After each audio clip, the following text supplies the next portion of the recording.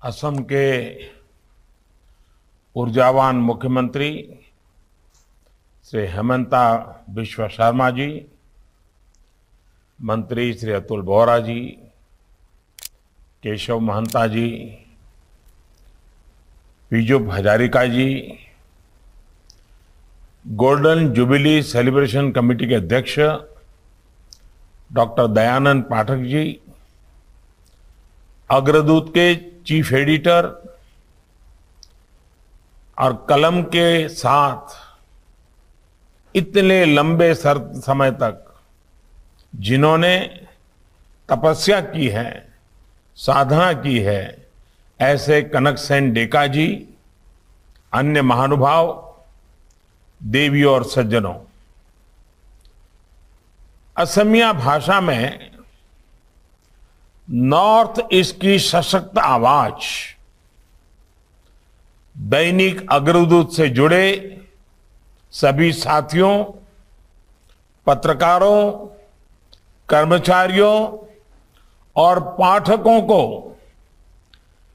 50 वर्ष 5 दशक की इस स्वर्णिम यात्रा के लिए मैं बहुत बहुत बधाई देता हूं, बहुत बहुत शुभकामनाएं देता हूं। आने वाले समय में अग्रदूत नई ऊंचाइयों को छुए। भाई प्रांजल और युवा टीम को मैं इसके लिए शुभकामनाएं देता हूं। इस समारोह के लिए श्रीमंत शंकरदेव का कला क्षेत्र का चुनाव भी अपने आप में अद्भुत संयोग है। श्रीमंत शंकरदेव जी ने असमिया काव्य और रचनाओं के माध्यम से एक भारत श्रेष्ठ भारत की भावना को सशक्त किया था। उन्हीं मूल्यों को दैनिक अग्रदूत ने भी अपनी पत्रकारिता से समृद्ध किया है। देश में सद्भाव की, एकता की, अलग को झलाए रखने में आपके अखबार ने पत्रकारिता के माध्यम से बड़ी भूमिका निभाई है। डेका जी के मार्गदर्शन में दैनिक अग्रदूत ने सदैव राष्ट्रहित को सर्वोपरि रखा। इमरजेंसी के दौरान भी जब लोकतंत्र पर सबसे बड़ा हमला हुआ, तब भी दैनिक अग्रदूत और डेका जी ने पत्रकारीय मूल्यों से समझौता नहीं किया। उन्होंने न सिर्फ असम में भारतीयता से ओतप्रोत पत्रकारिता को सशक्त किया, बल्कि मूल्य आधारित पत्रकारिता के लिए एक नई पीढ़ी भी तैयार की। आजादी के 75वें वर्ष में दैनिक अग्रदूत का स्वर्ण जयंती समारोह सिर्फ एक पड़ाव पर पहुंचना नहीं है, बल्कि ये आजादी के अमृत काल में पत्रकारिता के लिए, राष्ट्रीय कर्तव्यों के लिए प्रेरणा भी है। साथियों, बीते कुछ दिनों से असम बाढ़ के रूप में बड़ी चुनौती और कठिनाइयों का सामना भी कर रहा है। असम के अनेक जिलों में सामान्य जीवन बहुत अधिक प्रभावित हुआ है। हेमंता जी और उनकी पूरी टीम राहत और बचाव के लिए दिन रात मेहनत कर रही है। मेरा भी समय समय पर इसको लेकर वहां अनेक लोगों से बातचीत होती रहती है, मुख्यमंत्री जी से बातचीत होती रहती है। मैं आज असम के लोगों को, अग्रदूत के पाठकों को ये भरोसा दिलाता हूं कि केंद्र और राज्य सरकार मिलकर उनकी मुश्किलें कम करने में जुटी हुई है। साथियों, भारत की परंपरा, संस्कृति, आजादी की लड़ाई और विकास यात्रा में भारतीय भाषाओं की पत्रकारिता की भूमिका अग्रणी रही है। असम तो पत्रकारिता के मामले में बहुत जागरूक क्षेत्र रहा है। आज से करीब 150 वर्ष पहले ही असमिया में पत्रकारिता शुरू हो चुकी थी और जो समय के साथ समृद्ध होती रही। असम ने ऐसे अनेक पत्रकार, ऐसे अनेक संपादक देश को दिए हैं जिन्होंने भाषाई पत्रकारिता को नए आयाम दिए हैं। आज भी ये पत्रकारिता सामान्य जन को सरकार और सरोकार में से जोड़ने में बहुत बड़ी सेवा कर रही है। साथियों, दैनिक अग्रदूत के पिछले 50 वर्षों की यात्रा असम में हुए बदलाव की कहानी सुनाती है। जन आंदोलनों ने इस बदलाव को साकार करने में अहम भूमिका निभाई है। जन आंदोलनों ने असम की सांस्कृतिक विरासत और असमिया गौरव की रक्षा की और अब जन भागीदारी की बदौलत असम विकास की नई गाथा लिख रहा है। साथियों, भारत के समाज में डेमोक्रेसी इसलिए निहित है क्योंकि इसमें विमर्श से, विचार से हर मतभेद को दूर करने का रास्ता है। जब संवाद होता है तब समाधान निकलता है। संवाद से ही संभावनाओं का विस्तार होता है। इसलिए भारतीय लोकतंत्र में ज्ञान के प्रवाह के साथ ही सूचना का प्रवाह भी अविरल बहा और निरंतर बह रहा है। अग्रदूत भी इसी परंपरा को आगे बढ़ाने का एक महत्वपूर्ण माध्यम रहा है। साथियों, आज की दुनिया में हम कहीं भी रहें, हमारी मातृभाषा में निकलने वाला अखबार हमें घर से जुड़े होने का एहसास कराता है। आप भी जानते हैं कि असमिया भाषा में छपने वाला दैनिक अग्रदूत सप्ताह में 2 बार छपता था। वहां से शुरू हुआ इसका सफर पहले दैनिक अखबार बनने तक पहुंचा और अब ये ई पेपर के रूप में ऑनलाइन भी मौजूद है। दुनिया के किसी भी कोने में रहकर भी आप असम की खबरों से जुड़े रह सकते हैं, असम से जुड़े रह सकते हैं। इस अखबार की विकास यात्रा में हमारे देश के बदलाव और डिजिटल विकास की झलक दिखती है। डिजिटल इंडिया आज लोकल कनेक्ट का मजबूत माध्यम बन चुका है। आज जो व्यक्ति ऑनलाइन अखबार पढ़ता है वो ऑनलाइन पेमेंट भी करना जानता है। दैनिक अग्रदूत और हमारी मीडिया असम और देश के इस बदलाव का साक्षी रहा है। साथियों, आजादी के 75 वर्ष जब हम पूरा कर रहे हैं तब एक प्रश्न हमें जरूर पूछना चाहिए। इंटेलेक्चुअल स्पेस किसी विशेष भाषा को जानने वाले कुछ लोगों तक ही सीमित क्यों रहनी चाहिए?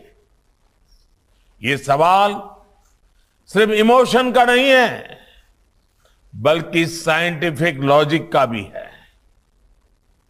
आप जरा सोचिए, बीती 3 औद्योगिक क्रांतियों में भारत रिसर्च एंड डेवलपमेंट में पीछे क्यों रहा, जबकि भारत के पास नॉलेज की, जानने समझने की, नया सोचने, नया करने की परंपरा सदियों से चली आ रही है। इसका एक बड़ा कारण यह है कि हमारी ये संपदा भारतीय भाषाओं में थी। गुलामी के लंबे कालखंड में भारतीय भाषाओं के विस्तार को रोका गया और आधुनिक ज्ञान विज्ञान रिसर्च को इक्का दुक्का भाषाओं तक सीमित कर दिया गया। भारत के बहुत बड़े वर्ग की उन भाषाओं तक, उस ज्ञान तक एक्सेस ही नहीं था। यानी इंटेलेक्ट का, एक्सपर्टाइज का दायरा निरंतर सिकुड़ता गया, जिसने इन्वेंशन और इनोवेशन का पूल भी लिमिटेड हो गया। 21वीं सदी में जब दुनिया चौथी औद्योगिक क्रांति की तरफ बढ़ रही है, तब भारत के पास दुनिया को लीड करने का बहुत बड़ा अवसर है। ये अवसर हमारी डेटा पावर के कारण है, डिजिटल इंक्लूजन के कारण है। कोई भी भारतीय best information, best knowledge, best skill और बेस्ट अपॉर्चुनिटी से सिर्फ भाषा के कारण वंचित ना रहे, ये हमारा प्रयास है। इसलिए हमने राष्ट्रीय शिक्षा नीति में भारतीय भाषाओं में पढ़ाई को प्रोत्साहन दिया। मातृभाषा में पढ़ाई करने वाले छात्र कल चाहे जिस प्रोफेशन में जाएं, उन्हें अपने क्षेत्र की जरूरतों और अपने लोगों की आकांक्षाओं की समझ रहेगी। इसके साथ ही अब हमारा प्रयास है कि भारतीय भाषाओं में दुनिया का बेहतरीन कंटेंट उपलब्ध हो। इसके लिए नेशनल लैंग्वेज ट्रांसलेशन मिशन पर हम काम कर रहे हैं। प्रयास ये है कि इंटरनेट, जो कि नॉलेज का, इंफॉर्मेशन का बहुत बड़ा भंडार है, उसे हर भारतीय अपनी भाषा में प्रयोग कर सके। 2 दिन पहले ही इसके लिए भाषिनी प्लेटफॉर्म लॉन्च किया गया है। ये भारतीय भाषाओं का यूनिफाइड लैंग्वेज इंटरफेस है। हर भारतीय को इंटरनेट से आसानी से कनेक्ट करने का प्रयास है, ताकि वो जानकारी के, ज्ञान के इस आधुनिक स्रोत से, सरकार से, सरकारी सुविधाओं से आसानी से अपनी भाषा से जुड़ सके, संवाद कर सके। इंटरनेट को करोड़ों करोड़ भारतीयों को अपनी भाषा में उपलब्ध कराना सामाजिक और आर्थिक हर पहलू से महत्वपूर्ण है। सबसे बड़ी बात ये, एक भारत श्रेष्ठ भारत मजबूत करने, देश के अलग अलग राज्यों से जुड़ने, घूमने फिरने और कल्चर को समझने में ये बहुत बड़ी मदद करेगा। साथियों, असम सहित पूरा नॉर्थ ईस्ट तो टूरिस्ट, कल्चर और बायोडायवर्सिटी के लिए लिहाज से बहुत समृद्ध है। फिर भी अभी तक ये पूरा क्षेत्र उतना एक्सप्लोर नहीं हुआ है जितना होना चाहिए था। असम के पास भाषा, गीत, संगीत के रूप में जो समृद्ध विरासत है, उसे देश और दुनिया तक पहुंचाना चाहिए। पिछले 8 वर्षों से असम और पूरे नॉर्थ ईस्ट को आधुनिक कनेक्टिविटी के हिसाब से जोड़ने का अभूतपूर्व प्रयास चल रहा है। इससे असम की, नॉर्थ ईस्ट की, भारत की ग्रोथ में भागीदारी लगातार बढ़ रही है। अब भाषाओं के लिहाज से भी ये क्षेत्र डिजिटली कनेक्ट होगा तो असम की संस्कृति, जनजातीय परंपरा और टूरिज्म को बहुत लाभ होगा। साथियों, इसलिए मेरा अग्रदूत जैसे देश के हर भाषाई पत्रकारिता करने वाले संस्थानों से विशेष निवेदन रहेगा कि डिजिटल इंडिया के ऐसे हर प्रयास से अपने पाठकों को जागरूक करें। भारत के टेक फ्यूचर को समृद्ध और सशक्त कराने के लिए सबका प्रयास चाहिए। स्वच्छ भारत मिशन जैसे अभियान में हमारे मीडिया ने जो सकारात्मक भूमिका निभाई है, उसकी पूरे देश और दुनिया में आज भी सराहना होती है। इसी तरह अमृत महोत्सव में देश के संकल्पों में भी आप भागीदार बन के इसको एक दिशा दीजिए, नई ऊर्जा दीजिए। असम में जल संरक्षण और उसके महत्व से आप भली भांति परिचित हैं। इसी दिशा में देश इस समय अमृत सरोवर अभियान को आगे बढ़ा रहा है। देश हर जिले में 75 अमृत सरोवरों के लिए काम कर रहा है। इसमें मुझे पूरा विश्वास है कि अग्रदूत के माध्यम से असम का कोई नागरिक ऐसा नहीं होगा जो इससे जुड़ा नहीं होगा। सबका प्रयास नई गति दे सकता है।